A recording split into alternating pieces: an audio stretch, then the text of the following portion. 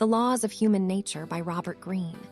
We're going to be doing a detailed breakdown of this book, and by the end of this video, you're going to have a super clear understanding of how you can use the laws of human nature to live a better life and avoid toxic relationships. We are all social creatures, and knowing why people do what they do is one of the most important tools you can have. We're going to go over why parts of our brains affect our decision-making, how to detach from your emotions, dealing with narcissists, toxic characteristics of people to avoid, how to look behind the mask that people wear, the dark side within us, and a heap more. Let's jump into it. This is Jane. Jane is married to Paul. What Paul doesn't know yet is that Jane has actually been engaging in an affair with her coworker, John, for the past 2 months. Here is Mark.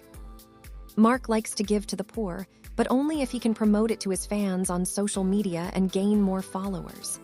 Mary and Kate like to pretend like they are friends, but behind closed doors, they gossip and try to sabotage each other. So why do we do what we do? Law 1. The law of irrationality. Master your emotional self. You like to imagine yourself in control of your fate, consciously planning the course of your life as best you can, but you are largely unaware of how deeply your emotions dominate you. I bet you think that you're in complete control of your life, but are you really? You are for the most part completely unaware of how deeply your emotions control your life. The changes in your mood, and this disconnect from reality, is where bad decisions and negative thoughts originate. Rationality is your ability to counteract these emotional effects on your decision-making. The first step on the path to becoming a rational person is accepting that humans are fundamentally irrational creatures. Living organisms for millions of years depended on their instincts to survive. Over time, for some animals, this evolved from an instinct to a feeling of fear. Our brains have evolved to a higher mammalian brain, which is comprised of 3 parts. The first and oldest being the reptilian part of the brain, which automatically controls and regulates the body. This part of the brain is where our instincts derive from. Next is the old mammalian brain, or the limbic brain. Our feelings and emotions are governed here. And finally, on top of that, we have the neocortex, the part of the brain that controls cognition and language. Our rationality resides here between these 2 parts of the brain. Let me explain why. Our emotions originate here in the limbic brain. Chemicals are released to arouse our awareness of our surroundings. The problem is when we try to translate these sensations and feelings into words using our neocortex. For these 2 different parts of the brain, the communication and translation taking place between them is often inaccurate and hence leads to our irrationality. Emotions and cognition are not easily translatable. What seems like anger may truly just come from a source of envy. Whereas animals feel fear for a short time, we often dwell on our fears. We make them greater than they are, and we can feel long-term anxiety. We are always feeling certain emotions, and therefore they are always infecting our thinking. Rational people are aware of this. Being able to mitigate your emotions from your thinking helps you make rational decisions.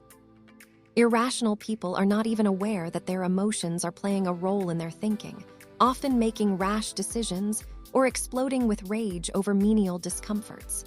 Don't worry though, there are ways we can mitigate our inherently irrational minds. Step 1. Recognize and understand your biases. The most common emotion is the desire for pleasure and the avoidance of pain. This pleasure principle in thinking is the source of all our mental biases. Confirmation bias. Going in search of evidence to support your point of view and turning a blind eye to anything that disconfirms your held belief. Finding evidence that confirms what we want to believe is confirmation bias. Counteract this by also playing devil's advocate and finding opposing views. Conviction bias. How can this idea be wrong if I can have so much energy to defend it? You may even have doubts about the truth of this belief, but now you have dug a hole where you feel the need to defend the idea and convince yourself that it is true. Appearance bias. The halo effect. If someone appears to have a positive quality, we tend to attribute other positive qualities to that person without any evidence. Likewise for negative qualities. Appearances are misleading. The group bias. We love and are relieved when we find other people who think the same way that we do. Isolation and disparity from the group makes us depressed. Groupthink is when people take up ideas solely because they bring us comfort and a sense of belonging to the group. The blame bias. Our innate response is to blame others. It is more painful to look in the mirror and admit our mistakes. This is the blame bias. Superiority bias. We all like to think of ourselves as likable, ethical, and rational. But this can't actually be true, because if it were true, we would all have world peace, and that just isn't the case. Step 2. Beware of inflaming factors. Our minds latch onto emotions, and we become reactive. Here are some factors which can inflame your irrationality. Trigger points from early childhood. Sudden gains or losses like winning the lottery or losing everything that you have, and then on top of that losing someone that you love in the same month. Rising pressure. Under stress, the primitive parts of our brains kick into action. This is why you see soldiers and people trying to get into the special forces put under such high-stress situations. This is because it brings out their true character. Inflaming individuals. Certain individuals in your life can trigger your irrational thinking in positive and negative ways. The group effect. You can get caught up in the collective emotion when surrounded by others. You can see this on display at religious and political gatherings. Step 3. Strategies to bring out the rational self. Here are some strategies to become a more rational person. 1. Understand you are fundamentally irrational and that the emotional being thrives on being ignorant. 2. Examine why you reacted a certain way to a stimulus in your life. 3. Increase your reaction time. Take a step back and remove yourself from a situation. Cool down the emotions and let the rational perspective of the situation arise. 4. Stop trying to change people. Our interactions with others are a major contributor to our emotional chaos. You judge. You see things that you don't like. You want to change people. You get upset. You get frustrated, but it's a losing game. Accept people for what they are and just try to work with what is presented before you. If you want to feel more clarity and calmness in your life, then the first step is to tame your emotions. Law 2, the law of narcissism. Transform self-love into empathy. We are all narcissists, some deeper on the spectrum than others. Humans are social animals, and from the moment we are born, we have a need for attention. People will do almost anything to get attention. This includes crimes, attempted suicides, and hoaxes gone wrong. So where do you fall on the narcissistic spectrum?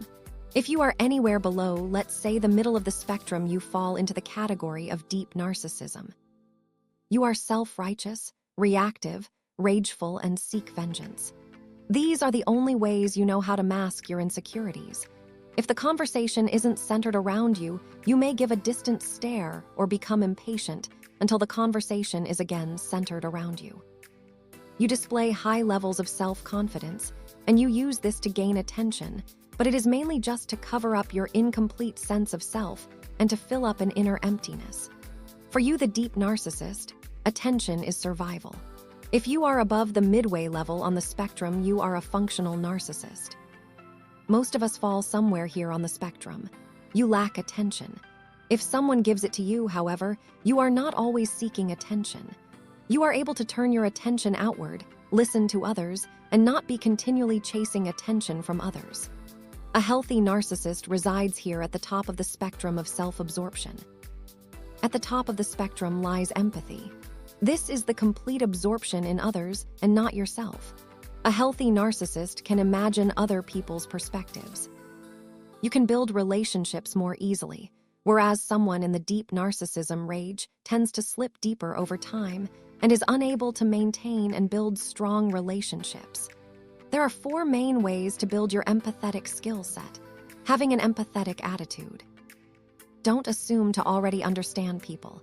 Each new person you meet is like an undiscovered country with new chemistry for you to explore. Visceral empathy. It is hard for humans to figure out others' thoughts, but feelings and mood are much easier to read. Pay attention to the body language and tone of voice of others. Analytic empathy. As Abraham Lincoln once said, "I don't like that man. I must get to know him better."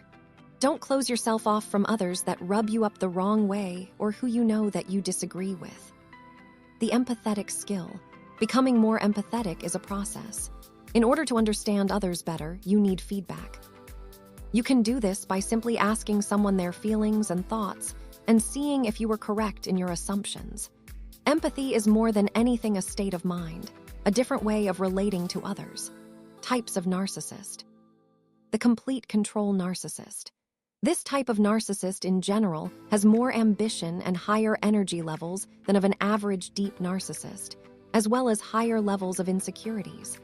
Control narcissists are hypersensitive to any criticism, but they are good listeners, so you need to be extra careful because they can mimic empathy well.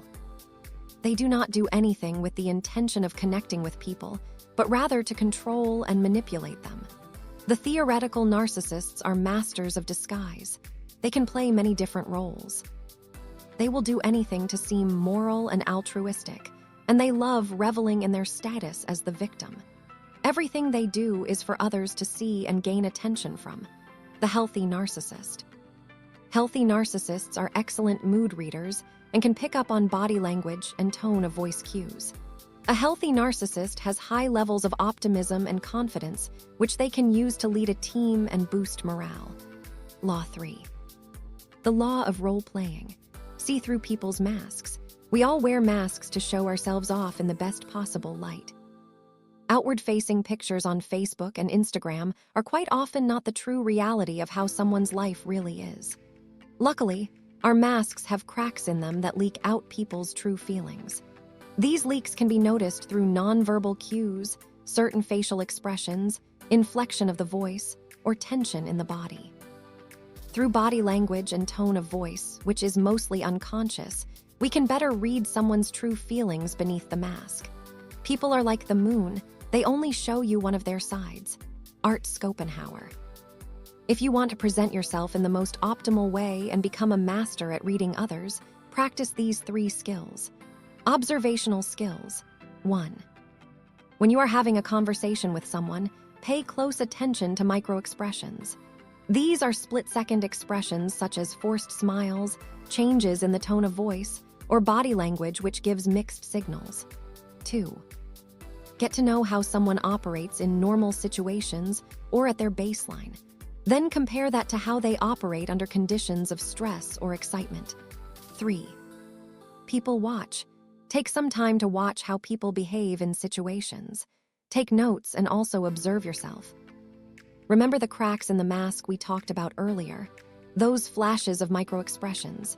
People can try to prevent these cracks from leaking and showing their true feelings, but that would be futile, as they are for the most part completely unconscious and uncontrollable. In order to see through other people's masks, you need to master the decoding keys. Key 1. Dislike-like cues. Pursing of the lips, sudden squinting of the eyes or the glare. A stiffened neck, feet that turn away from you as you engage in conversation. Folding of the arms and excess tension in the body are all clues. If someone gives you a compliment or praises you without their eyes lighting up, this could be a clue of hidden envy. Learn to distinguish between a fake and genuine smile. Genuine smiles move the eyes, eyebrows, and cheeks upward. Dominance and submission. People who feel dominant tend to talk more in conversations and interrupt regularly. It is fairly easy to meet a couple and notice which one is the dominant one in the relationship. The dominant partner may seem to only half listen to their partner in a group conversation and will make eye contact with others in the group, but not their partner as often. Deception cues. People who are trying to hide something become more chatty and animated. Gestures with the hands and arms can become more exaggerated. If you perceive that someone is trying to deceive you, let them continue to talk as much as they can, and when the time is right, hit them with a pointed question and see what kind of microexpressions your question creates within them.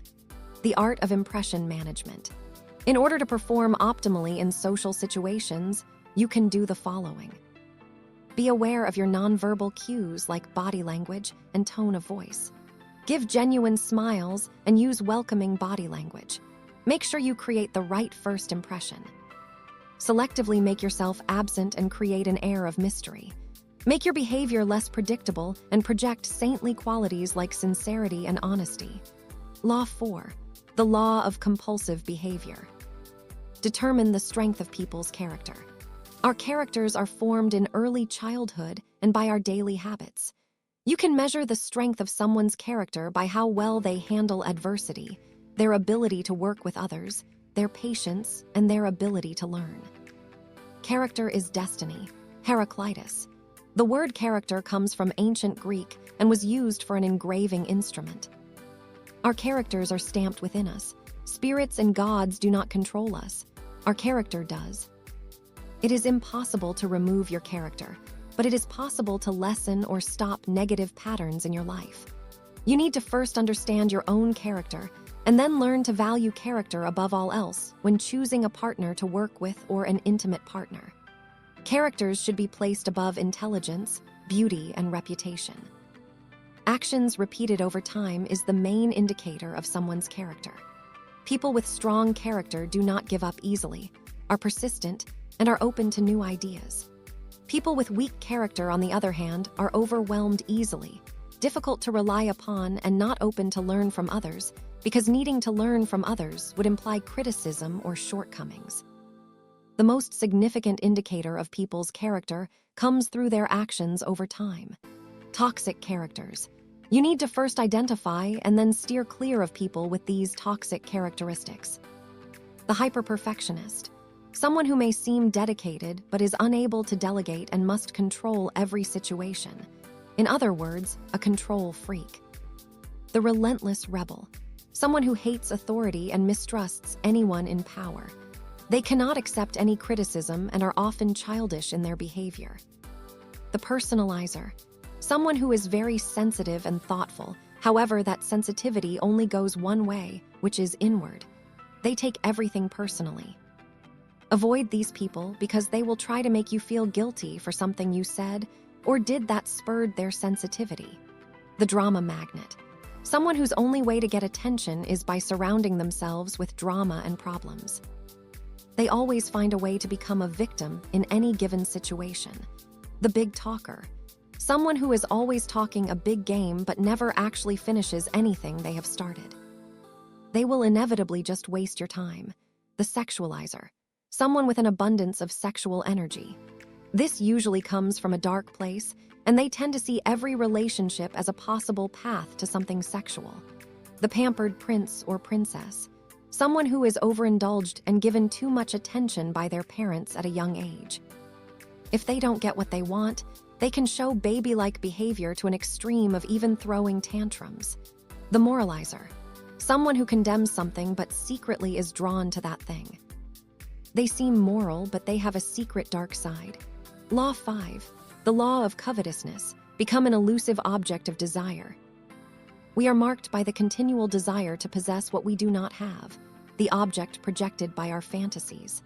It is human nature to desire things we don't have, and once we have finally obtained that desire, we are already distracted and looking for something better. Most often this is referred to as the grass is always greener syndrome. Nowadays, people see vulnerability and being forthright as a path to truth and honesty. Letting people know all your likes, dislikes, fears, and loves, and believing that people should just love you and desire you for who you are. In actuality, what people really want is for their fantasies to be stimulated. But if you become too familiar, there is no mystery and no room for imagination. People's interest in you will be paper thin. Do not follow the moralism of the times, which urges honesty at the expense of desirability. Here are 3 strategies for stimulating desire. 1. Know when and how to withdraw. Be a little cold, don't be needy, and never be too obvious with your opinions, feelings, values, and tastes. You want to allow for others to create their own picture of you in their imagination. Know when to withdraw, maybe for a day, maybe for a week. Create some sense of mystery around yourself. 2. Create rivalries of desire. What we want almost always reflects what others want. The man who has been single for 5 years gets into a relationship and all of a sudden has 2 other women interested in him. or the child who wants his brother's new toy. Creating the impression that you or your work are desired by others will attract others. In negotiation tactics, always have another party that is also interested to create a rivalry. 3. Use induction. Associate yourself with something slightly illicit, unconventional, or defiant. Almost all people desire voyeurism, which is seeing inside the private lives of others. Give others the impression that you are sharing secrets that shouldn't be known and may create some outrage, but a lot of curiosity. The secrets need to be new and exotic. And finally, dangle something in front of people that is just out of their reach. The offer of a fast path to riches or the fountain of youth. Remember that possession does not compel people to act. Desire does. Focus your attention on looking inward, finding what you truly desire, and then following those desires. Don't become distracted by what everyone else is chasing or trying to influence you to follow. Your time in life is limited. Law 6. The law of short-sightedness. Elevate your perspective. Humans are most impressed by what they can see and hear now in the present.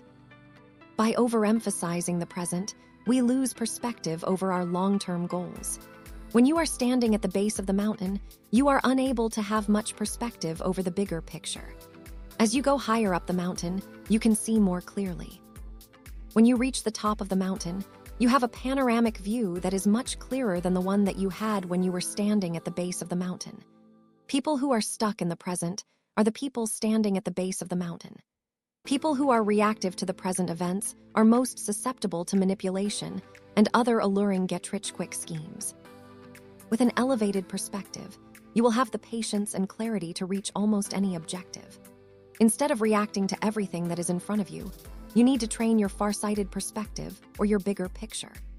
And you can do this by detaching yourself from the heat of the moment, calming down your emotions of fear or excitement, analyzing all the negative consequences of taking that action, focusing on the long-term goals, and asking yourself if taking action is in alignment with that vision. Distancing yourself from the present will allow you to gain a wider perspective and look further into the future. You should also avoid prolonged contact with people who are narrow-sighted. These people are like the people standing at the base of the mountain without any long-term perspective and are in a perpetually reactive mode. There are 4 signs of short-sightedness that you need to be aware of and overcome. 1. Unintended consequences. Life is complex. You are naive to think that A will lead to B, then B will lead to C events, and other people with their own motivations will come into contact with your plans and your long-term goals. And these things are wholly out of your control. However, by first going through all the possible negative consequences of taking an action, you are at least aware of ways in which your plans could deviate. Think deeply. Go as far as your mind can go in all permutations or chain reactions of decisions. That new TV that you saw on sale seems like a good bargain in the heat of the moment. But what chain reactions will that purchase cause? After all, now you need to get your money's worth, right? So what's that going to mean? 1 hour a day of Netflix and the news, which maybe turns into 4 hours a day. And before you know it, over the span of a month, that is approximately 120 hours in front of the TV. Or if you extrapolate that out over a year, that's 1,460 hours. And over the next 5 years, 7,300 hours of your life. Was the TV on sale worth 7,300 hours of your life? 2. Tactical hell. When you find yourself in arguments on all fronts just to protect your ego or win the argument, you have probably lost sight of your long-term goals and vision. Now would be the time to ask yourself, what are my real values and priorities? Then focus your time and energy away from useless arguments and towards your long-term goals. Does winning the argument or protecting your ego help you to achieve those goals? Most probably not. 3. Ticker tape fever. Nowadays, we all have become addicted to the continuous news cycles and pings and dings of social media. If you are reacting to and following all of these updates to guide your decisions, then you have the fever, and you need to refocus your energy towards your long-term vision. Focusing more on your long-term outcomes needs patience, but it will reward you with calmness and clarity. 4. Lost in trivia. It is easy to drown in a sea of information nowadays, especially when you are actively trying to have all the details. To prevent this feeling of information overload and the perpetual chasing of every minuscule detail, remind yourself that you don't have to have all the details. With a solid vision and long-term goals, you can weed out the essentials from the non-essentials, and it is wise to delegate and let subordinates do the rest of the information gathering for you. You can steer the ship, but you don't also need to be below the decks manning the oars. Become a far-sighted human. Detach from the now, calm your emotions in the present, and get yourself to a higher point on the mountain to widen your perspective and see all the future consequences of the decisions that you make now. Law 7, the law of defensiveness. Soften people's resistance by confirming their self-opinion. Everybody wants to believe that they are independent and in control of their own lives. People all have certain self-opinions and perceptions about who they are, and they are willing to fight to defend those opinions. There are 3 universal qualities to people's self-opinions. 1, I am autonomous, acting of my own free will. Even if we have been manipulated or succumbed to peer pressure, we don't want to tell ourselves that outside influences guided our decision-making. If we feel like we are being coerced, we tend to rebel. 2, I am intelligent in my own way. No one feels comfortable with the idea that they may be gullible or have subpar intelligence. 3, I am basically good and decent. We all have the tendency to believe we are good people supporting the right causes. By understanding the 3 universal self-opinions above, you are in a better position to influence them. Never put someone in a situation that would trigger one of their self-opinions. You can use these 5 strategies to persuade people effectively and avoid triggering their defensiveness of the 3 universal self-opinions. 1, transform yourself into a deep listener. Our attention is often scattered, and the reason for this is that people are more interested in their own thoughts and feelings than the person they are communicating with. The usual advice of talking less and listening more is often redundant unless there is some kind of motivation to actually listen. Treat each person you interact with as an uncharted country that is abundant with hidden surprises. Find what interests them. Look for clues in their facial expressions, like when their eyes light up and probe deeper. The more they talk, the more you can discover their desires and insecurities. 2, infect people with the proper mood. People are very vulnerable to the moods of others. If you are relaxed and warm-hearted, they will feel comfortable. Sense this and mirror your good mood. Gentle taps on the arms can build rapport, but avoid too much eye contact because this can be taken as a sexual connotation. 3, confirm their self-opinion using the 3 universal self-opinions. For independence, appeal to the sense of autonomy. If you need to get their help, don't let them feel like they are being manipulated. Instead, position the favor in a way that makes the favor feel like it was their idea or choice all along. 4, for intelligence, concede that their opinion on the matter is better than yours. This will make them feel slightly superior. Lower their guards and put them in a position where they are more willing to accept your opinions later. For their self-belief of decency and goodness, link your need to a greater cause and remind them of good deeds that they have done in the past. 4, ally their insecurities. Once you have identified someone's insecurities, be careful not to trigger them and then go about giving compliments and flattering them about those qualities. 5, use people's resistance and stubbornness. Subvert people's emotions, language, and stubbornness in a constructive way. Use their language back at them because it is very hard for people to not follow the words that they have used themselves. Stubbornness stems from uncertainty and fear of change. If they have a rebellious nature, reverse psychology can be used to push them in a direction you want them to go. The royal road to influence is to put the focus on others. Let them do the talking. Let them be the stars of the show. 6, the flexible mind. Just as the body tightens with age, however, so does the mind. When we are children, our minds are very flexible, and they learn at a rate much faster than as adults. The ultimate frame of mind is one that is flexible like a child's and has the reasoning power of an adult. As we age, we become closed off to new ideas. Try to imagine your ideas and opinions like toy building blocks. You can play with them, experiment with them, throw some out, keep some, or get new ones. Don't become too attached and rigid to your ideas. Remain playful and flexible in your spirit. Finally, become more self-aware that you are not as good as your self-opinion makes you believe you are. You do buy services or products due to advertising influences. You do conform to ideas because of the groups that you belong to, and you are susceptible to being manipulated. Distance yourself from your self-opinion to see how it affects your thinking. 8. The law of self-sabotage. Change your circumstances by changing your attitude. You must not only be aware of the role of your attitude, but also believe in its supreme power to alter your circumstances. The way that you look at and interpret the world around you is what creates your attitude. If you see the negative in all situations and you are fearful, you will inadvertently create those situations that you fear the most. If you are afraid of failure, you won't try new things, which results ultimately in a failure to succeed in anything. There are two general categories of attitude: negative and narrow, or positive and expansive. Negative and narrow-minded people are generally fearful, and in order to try and have control, they limit what they see and experience.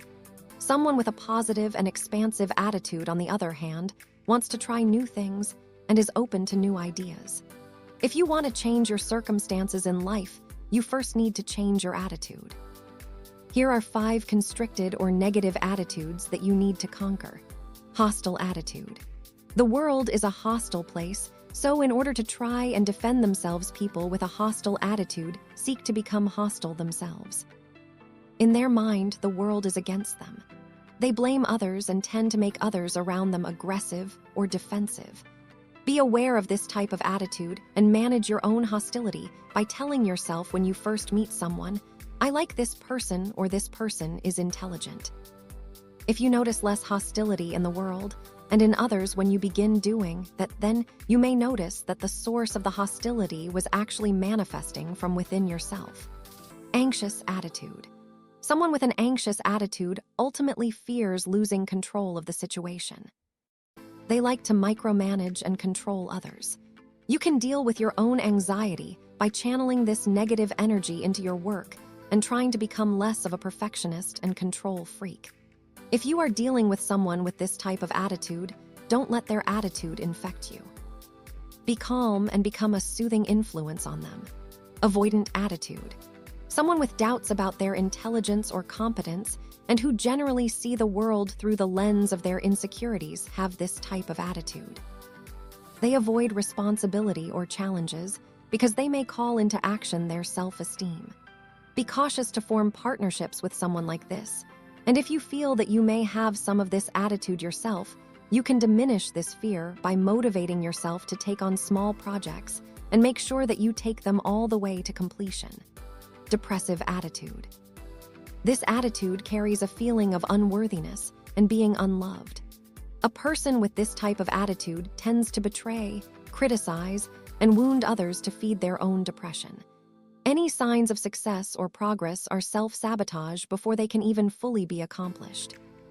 People are attracted to someone with this kind of attitude because they want to help them. However, this usually results in them also being criticized and then discarded. Never try to cheer someone up with this type of attitude by showering them with the wonders of life. Instead, subtly steer them towards positive experiences. We all have depressive moments in our lives. When you find yourself in a depressed state, it is best to channel that energy into your work or the arts. You can pick up a guitar, paint a picture, or something like this. Resentful attitude. They feel wronged and see oppressors everywhere around them. People who have more than them are a sign of injustice, and any sign of criticism or disrespect towards them is taken very seriously. They do not explode in anger, however, they prefer to stew on their emotions. People with this attitude hold on to grudges, and if given any power, use it to express their resentment in often vengeful and vicious ways. Avoid people with this attitude if at all possible. If you harbor resentful tendencies yourself, learn to let go of grudges. It is better to explode with rage in the moment than to stew on negative emotions that you may have just made up in your head. The expansive positive attitude. Be an idea explorer. Leave certainty behind and play with new ideas.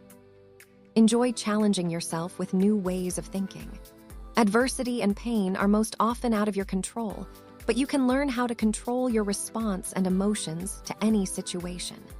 Don't accept and place limits on yourself as you grow older. If you believe that you can't do something, you will create a self-fulfilling cycle. Your attitude plays a huge role on your health. Falling in love or getting excited about your job gives you more energy and allows you to recover from illnesses faster.